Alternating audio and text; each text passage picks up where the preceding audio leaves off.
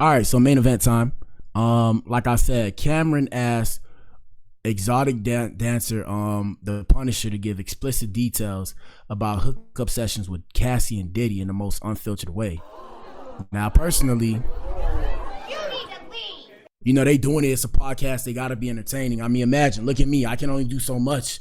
I could shuffle, right?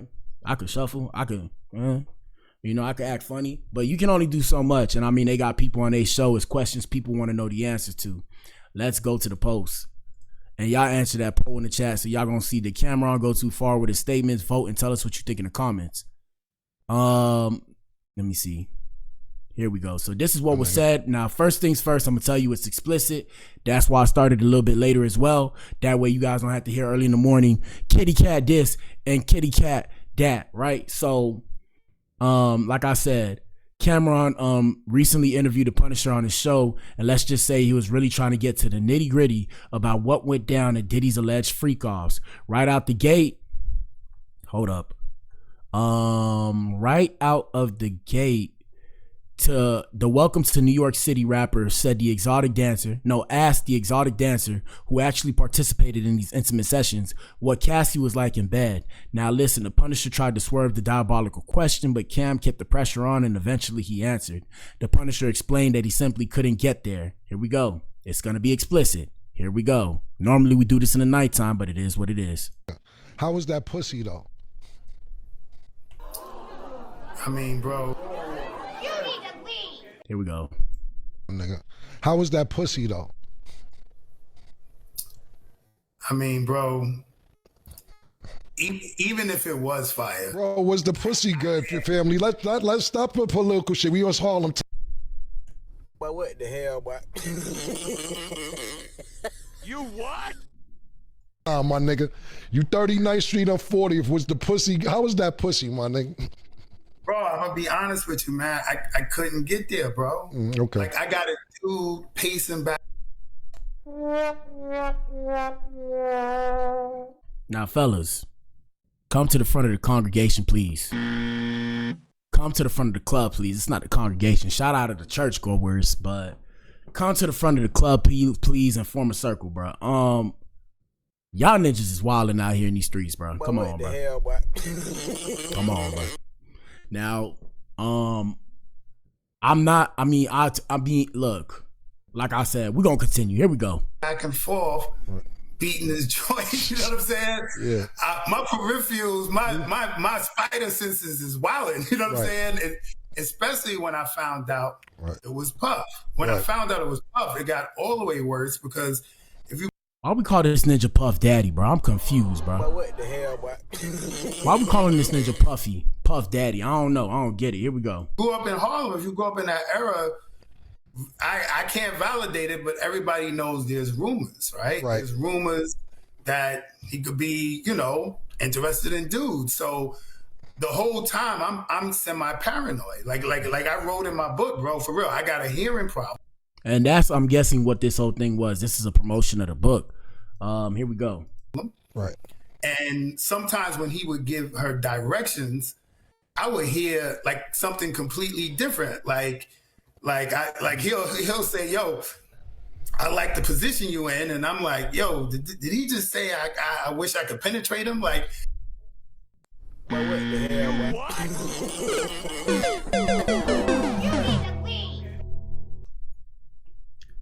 That doesn't even sound the same, bro. What?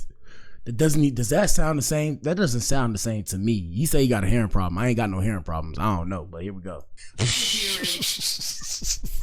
You know what I'm saying? My ninja, the way it sound, bro, it sound like you want to hear that, bro. This ninja tripping, bro. But what the hell? That ninja tripping, bro. It sound like you wanted to hear that, bro. Cause what, bro? That was a stretch, bro. That was a stretch, my ninja.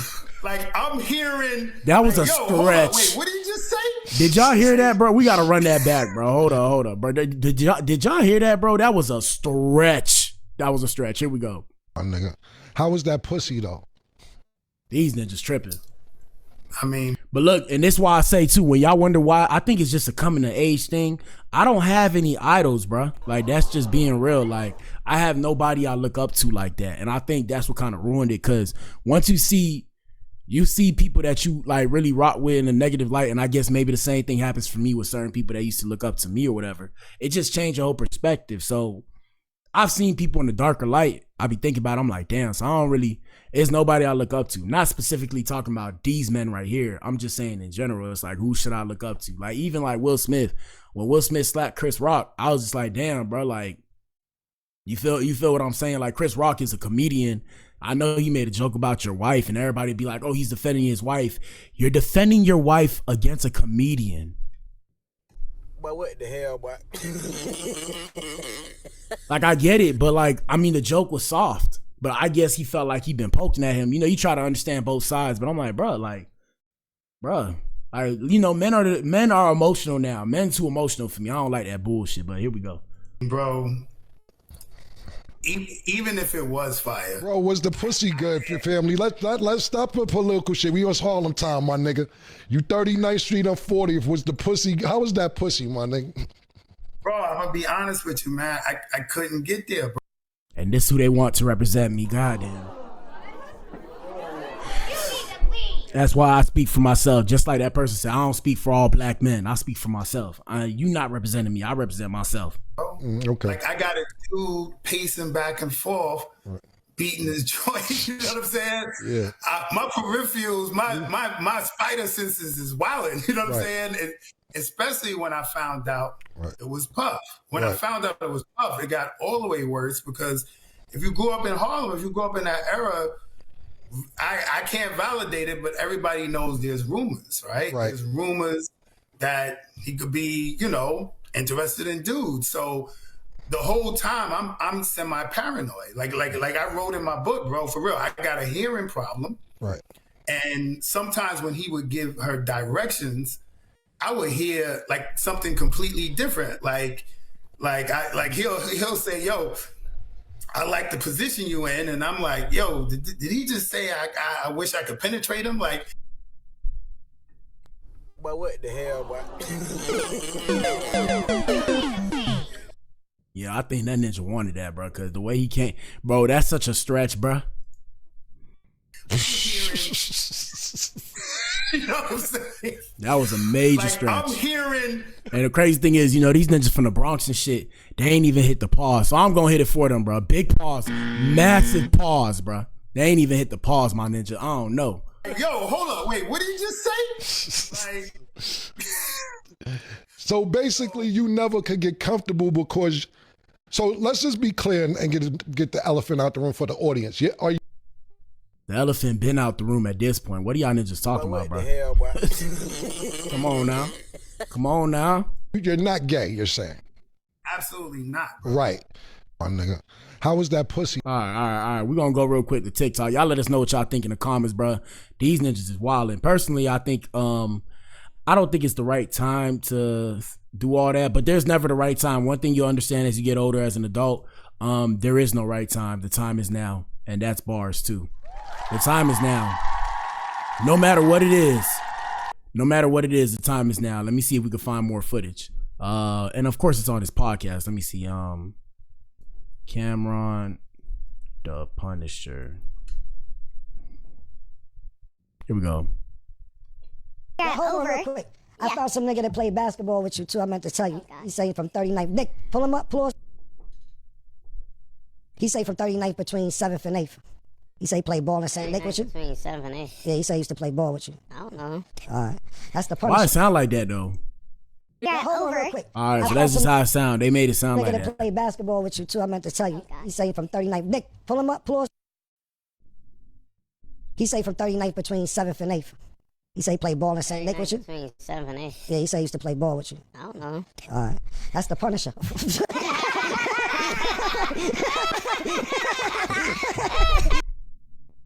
But what the hell, boy?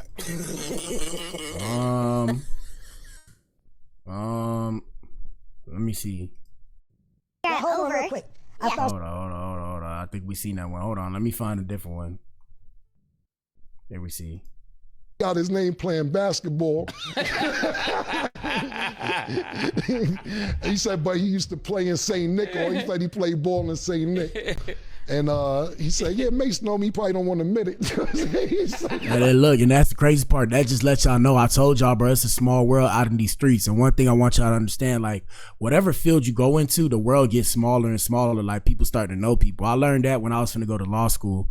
I ain't go, but I started to notice, I started seeing the same faces. And I was like, oh, okay, as you move up in the ranks, you're going to keep seeing the same faces around you because it's a select few. And they call those the elite of that field, of course. Here we go.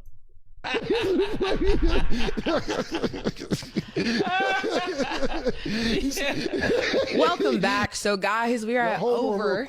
Shout out to It Is What It Is. Shout out to It Is What It Is. Free promo. They getting some free promo. You know what I'm saying? They getting free promo. Shout out to them though. Here we go. I found some nigga that played basketball with you too. I meant to tell you. He's saying from 39th. Nick, pull him up, please. He say from 39th between 7th and 8th. He say he played ball in St. Nick with you? Between 7th and 8th. Yeah, he say he used to play ball with you. I don't know. All right. That's the Punisher.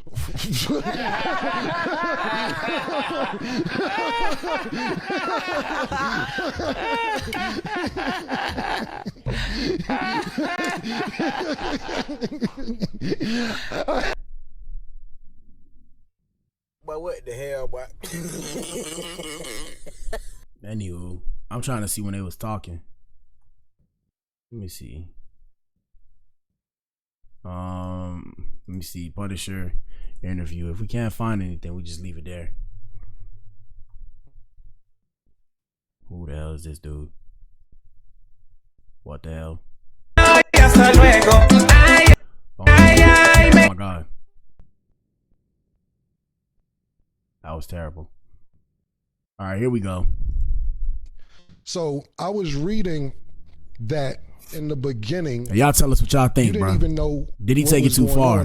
That it was even Puff was participating. Could you explain your first time going to one of these events? Yeah, so I really believed they were a married couple. Like when I got there, I didn't recognize Cassie. Right. Like I saw her face, she looked familiar, but honestly, when I saw her, I thought she was Megan Good. Right. Like if I was gonna pin, I was like, yo, I think this is Megan Good. But then when I looked on the Google, Megan Good was much thicker. So I couldn't really figure it out. So, and then when she said her husband, when Puff walks out to finally, do his voyeur thing and see what's going on. So hold on real quick. It didn't start with Puff in the room. Nah, never started with him in the room. Yeah, y'all niggas got an obsession with men, bro. That's weird to me, bro. I don't know. Shout out to the diddler diddly. Yeah, but I don't know. I ain't worried about what a man's doing, but here we go. Okay. It would only be me and her, and she said at some point her husband's gonna walk in, and I'm not supposed to acknowledge him, look at him, act like he's not even in the room. Right. But what the hell, boy? Sorry. So, hey, it's people that live that life, bro. I don't know if I can do all that, bro. Cuck. They call it a cuck. So we'll be like on the couch, let's say on one end of the room, and then like on the far end of the room, it'll be like a table with a chair. And eventually he'll come in the room and like sit in the area, of course, the room, like watching, and we're supposed to act like he's not there. How often, pardon me, not how often, how long did it take until you realized that it was Diddy? Bro, like, I want to say like over a year. Get the fuck out of here. This ninja's gotta be slow, bro. This ninja gotta be slow. A year? Ninja, a year? Ninja, that ninja could have gutted you and you would have never known, ninja. You wouldn't even seen it coming. A year? Big pause, we just said coming. But what the hell, boy? A whole year? Why? So let me, how long, okay, let's, I want to stick to that for a second, but how long did you know till it was Cassie? So the minute I found out it was Diddy, that's when I knew it was Cassie. So it took a year for you to find out for Cassie as well? Yeah, yo, okay. I didn't recognize it. Like when this ninja is challenged, bro. Shout out to the, this ninja challenge, bro. This ninja gotta be challenged. A year, bro. They've been paying you a year and you don't know who these people are? Nah. Aloof. The correct term is aloof. Here we go. out of it, I did try to do the Google searches. Like I wanted to try to figure out who it was, but I'm Googling a married couple. Right. So every result I'm getting is not leading me to the right places because they're not married. Got you. You know, so then, and I never found out with a visual cue. It was a hotel, the ex's house, and I would get there, let's say 2 a.m, and sometimes nothing would pop off for hours. So in this case, they threw me in like an extra room in the suite. And just to kill time, I happened to cut on the TV, and the TV had a welcome message.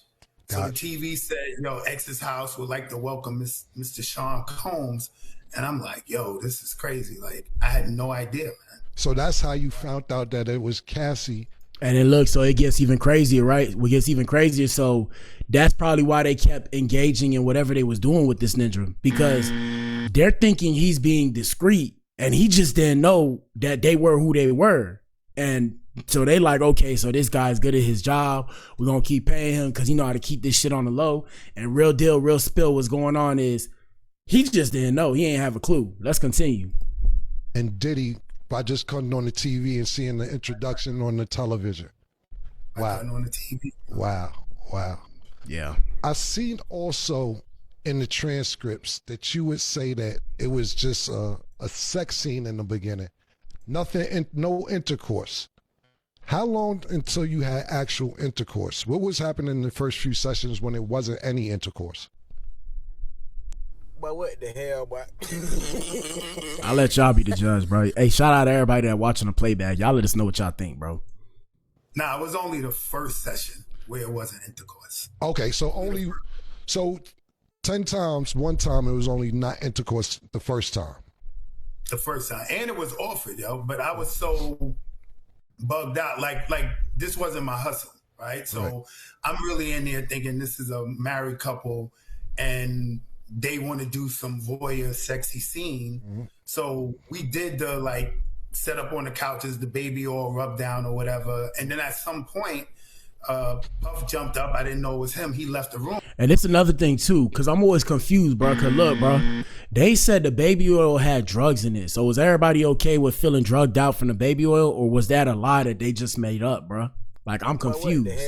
Because if everybody put on the baby oil, then everybody's getting drugged out, but nobody's saying the baby oil had drugs in it. So I don't know. Here we go.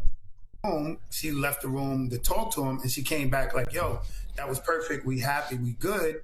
And then she said to me, yo, do you want to finish? Meaning, you know, I guess, do I want to bust a nut out? You know what I'm saying? But what the hell, boy? Oh, shit. Sorry. Here we go. And my first example, you know, I'm trying to be professional. Like, I'm like, nah, I'm good. Like, if y'all good, I'm good. This ain't about me. And I just left, you know, but she did say, all right, well, when we get back in town, we want to hit you again. Is it okay? I'm like, yeah, I just got $2K to rub down like a super bad chick. So I'm not, of course I'm down if you want to hit me back. But it was offered to me the first time, and I actually turned it down, yo. Trying to be on some professional. Right. Was baby oil mandatory? Mandatory, yo. Yeah, he got a baby oil. That shit's mandatory.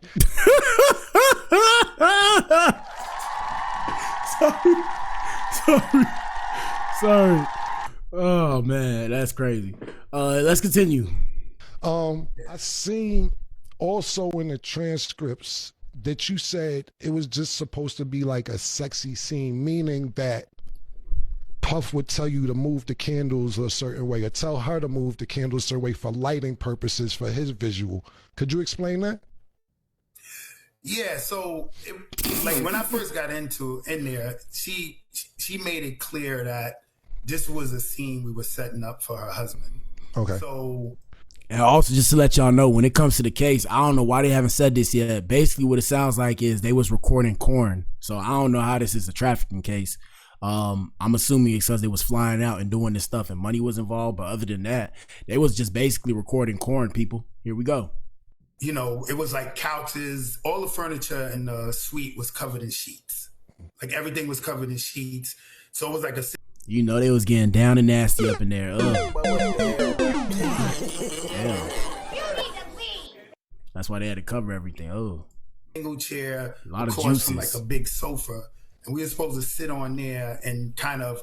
I'm supposed to put oil on myself. She's supposed to do the same, and then at some point we're rubbing on each other, and we doing little like masturbating. I'm masturbating, she's masturbating, but you could tell it was an act. Right. Like we're like in character, like one of them corny Cinemax movies. You know what I'm saying? Like the sex scene in them little Cinemax movies. So we're trying to make it look. So basically, based off of my interpretations, this Ninja Diddy was trying to create like in real life corn. So the corn that he's seen on the videos wasn't enough. I think that's what it is. Don't be mad at me.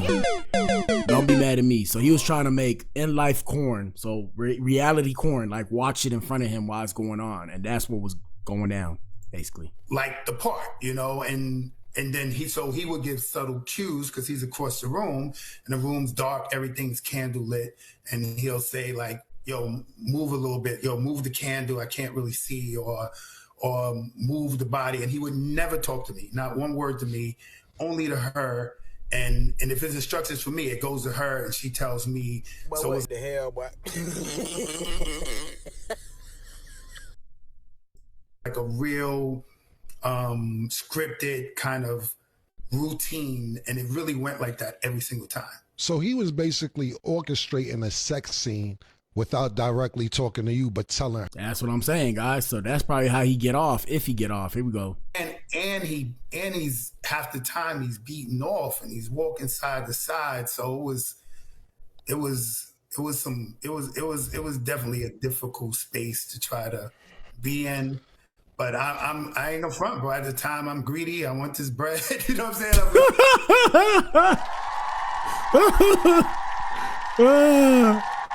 Oh, here we go. That's the scenario, and I'm trying to make it work, but it was tough, man. They said this ninja was beating off and walking side to side. Yeah, I would have been cooked, bro. I would have been like, but what the hell, boy? Here we go. It was tough.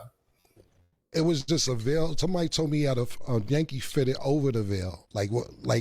Everything. So everything was just covering the face. Super duper pause and naked from the neck down every single time. Every single time, man. So that's a little construed, right? It was a veil, just period. Like the ones the Muslim women wear, so you don't see anything but the eyes. But what the hell, boy? I don't even know I need more sound. I'm gonna get more sounds, guys. I gotta figure out where I'm gonna put them. I'm gonna have low key. I have this soundboard. I might start using this soundboard so I can have access to extra sounds because this is crazy at this point. But I think at some point after like the year and change, and it was a while, he wore the veil for a minute. Right. I think they might have figured out. I saw the TV.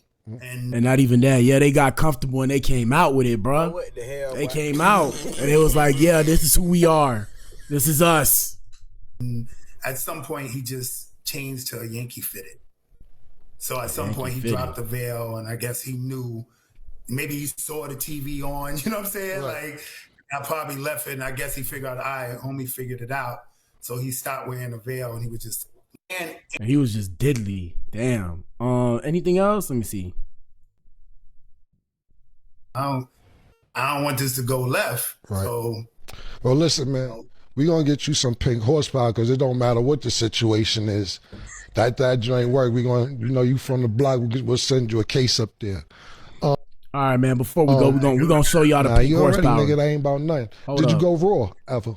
Oh, well, let me see. Yo, bro, yeah, for real, bro. That same day when he threw the stack of hundreds, right? Like we were on the bed and I started out, I'm eating a box, right? And that's why they call him Diddy Dirty Money. Ugh. But what the hell, boy?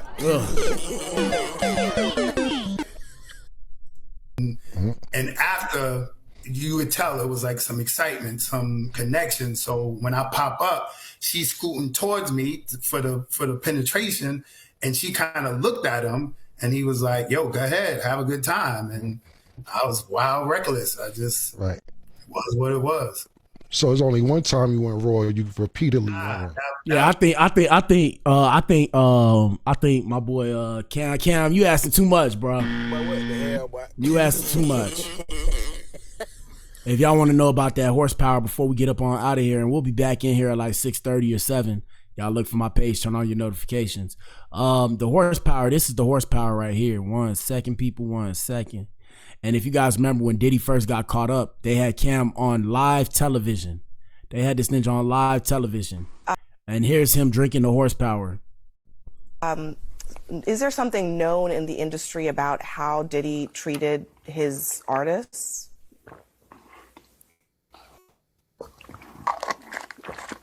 So I'm going to get some cheeks after this horsepower joint.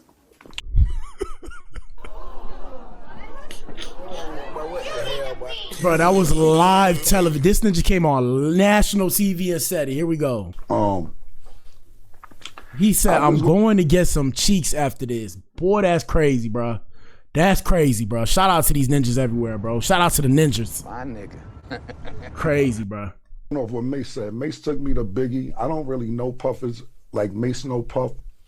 So I appreciate what Mace said. And of course, that's my brother. So if he felt that way, then he felt that way. I can't really tell you how Puff moves or anything like that. Mace may know better than me because he was signed to Puff. I wasn't.